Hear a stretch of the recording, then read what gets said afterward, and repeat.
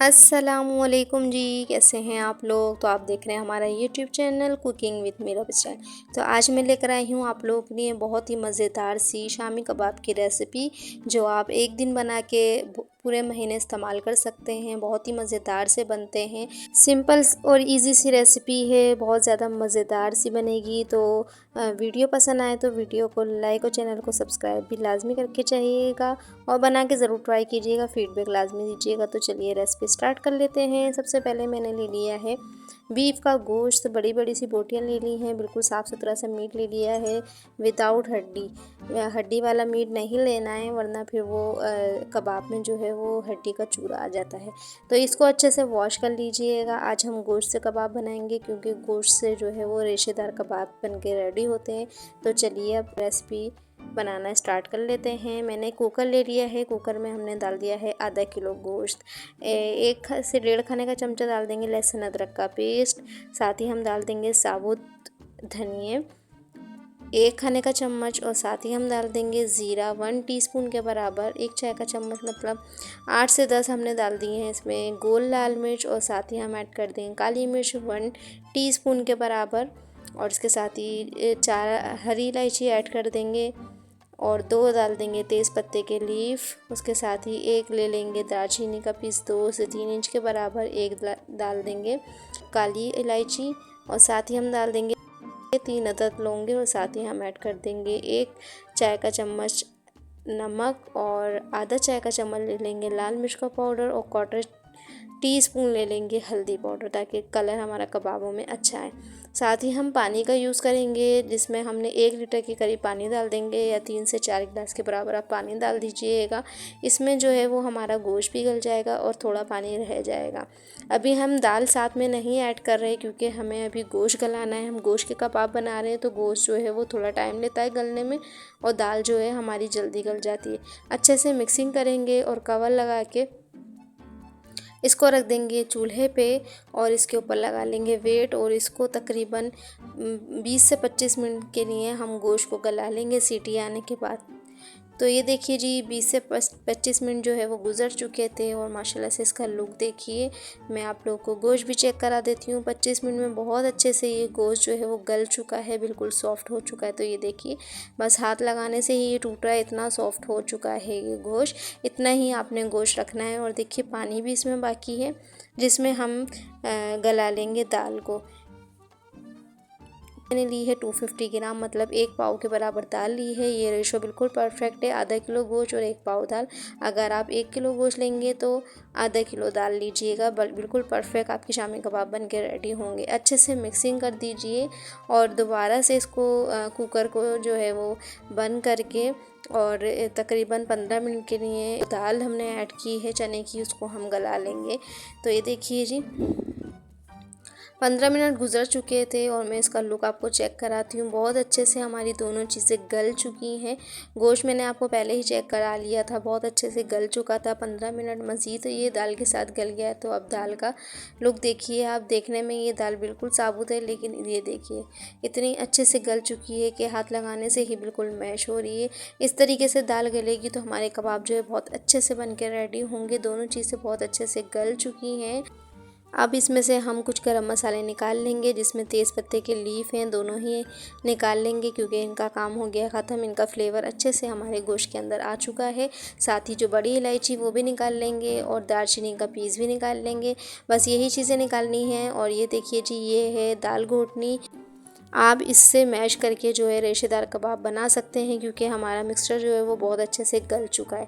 आप चाहें तो सिल पे भी पीस सकते हैं, और आप चाहें तो चॉपर में भी पीस सकते हैं, लेकिन चॉपर में जो है ना वो रेशा नहीं बनता और ना ही टेस्ट आता है। तो आप इस तरीके से बहुत ही आसानी से जो है इसको पीस सकते हैं। तो ये बहुत अच्छे से जो है ये मैश हो जाएगा सारा ही गोश्त, और हमारे कबाब बनाने के लिए मिक्सचर जो है वो रेडी हो जाएगा। थोड़ी सी मेहनत लगेगी, लेकिन बहुत ही मज़ेदार से कबाब बन के रेडी होंगे। मज़ेदार से कबाब बनाने के लिए थोड़ी सी मेहनत तो आप लोगों को करनी पड़ेगी, या तो फिर आप सिल पे पीस लीजिए। तो ये देखिए जी, हमारा सारा ही कबाब का मिक्स जो है वो पिस चुका है। आपने सिल पे ही पीसना है, या तो फिर जिस तरीके से मैंने बताया उस तरीके से पीसना है, वरना आपके रेशेदार लच्छेदार कबाब नहीं बनेंगे। चॉपर में जो है इसका रेशा जो है वो कट जाता है। तो वो इस तरीके से रेशेदार नहीं बनते। देखिए कितना अच्छा सा रेशा आया है। तो अब डाल देते हैं कुछ हरे मसाले, जिसमें एक मीडियम साइज़ की प्याज है, 4 टेबलस्पून के बराबर धनिया है, 2 टेबलस्पून के बराबर है पुदीना और 2 हरी मिर्चें ले लेती। इसको बारीक बारीक सब चीज़ों को चॉप कर लीजिएगा तो हरे मसाले ये हमारे ऐड होंगे। और साथ ही हम ऐड कर देंगे इसमें चाट मसाला 1 टीस्पून के बराबर। इसके साथ ही हम ऐड कर देंगे 1 अंडा। अंडा इसलिए डालते हैं कि अंडे से बहुत अच्छी बाइंडिंग आ जाती है और कबाब हमारे टूटते नहीं हैं जब इन्हें फ्राई करते हैं। कुछ लोग ऊपर से भी लगाते हैं, लेकिन अंदर डालने से बहुत अच्छे से हमारे क्रिस्पी से और अच्छे से कबाब बन के रेडी हो जाते हैं, जो कि टूटते नहीं हैं बिल्कुल भी। तो इस तरीके से मैं अंडा अंदर ही डाल देती हूँ।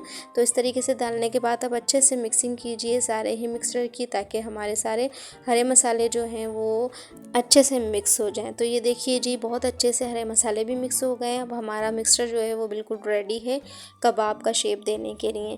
तो इस तरीके से हाथों पे पानी लगाइए या ऑयल लगा लीजिए और थोड़ा थोड़ा सा पोर्शन में मीट लेके और इस तरीके से आप कबाब की शेप दे लीजिए। आप चाहें तो शेप से भी बना सकते हैं या किसी भी तरीके से आप बना सकते हैं, छोटे या बड़े आप अपने हिसाब से रख सकते हैं। तो ये देखिए जी, इस तरीके से सारे ही कबाब बना के रेडी कर लीजिए और आप इनको फ्रीज़ भी कर सकते हैं। महीना आप आराम से रख के इसको यूज़ कर सकते हैं। तो ये देखिए जी, मैंने नॉर्मल साइज़ का कबाब बना के रेडी कर लिया। इसी तरीके से हमारे सारे ही कबाब बन के रेडी हो गए हैं। तकरीबन 15 से 18 कबाब बन के रेडी हो जाते हैं आधा किलो गोश्त के साथ। तो ये देखिए जी, बिल्कुल अच्छे से हमारे नॉर्मल साइज़ के कबाब बन के रेडी हो गए हैं। अब आप इन्हें फ्रीज़ करना चाहते हैं तो पहले इन्हें आप फ्रीज़ कीजिए, उसके बाद किसी भी एयर टाइट कंटेनर में डाल के 1 महीने तक आप इसे यूज़ कर सकते हैं। ब्रेकफास्ट में ले सकते हैं, आप राइस के साथ ले सकते हैं, पराठे के साथ ले सकते हैं, शाम में चाय के साथ भी आप इसे यूज़ कर सकते हैं, या रोल या बर्गर भी बना सकते हैं। तो चलिए अब इनकी फ्राइंग की तरफ चलते हैं। पैन में हमने डाल दिया है थोड़ा सा ऑयल, और जब ऑयल गर्म हो जाए तो इसके अंदर हम ऐड कर देंगे कबाब, और कबाब को हम कर लेंगे फ्राई। शैलो फ्राई करना है, बहुत ज़्यादा भी ऑयल नहीं ऐड करना है। थोड़े से ऑयल के अंदर ये रेसिपी बन के रेडी हो जाती है। तो ये देखिए जी, जब एक साइड से खूबसूरत सा गोल्डन सा कलर आ जाए तो इसकी साइड इसकी हम चेंज कर देंगे, ताकि दूसरे साइड से भी खूबसूरत सा कलर आ जाए।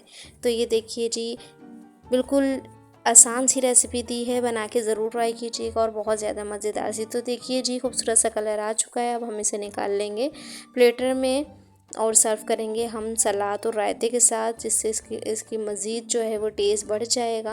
केचप के साथ या रायते के साथ, आप किसी भी चीज़ के साथ इसे यूज़ कर सकते हैं, या तो फिर आप हरी चटनी से भी इसे इस्तेमाल कर सकते हैं, जो कि बहुत ज़्यादा मज़ेदार सी लगती है।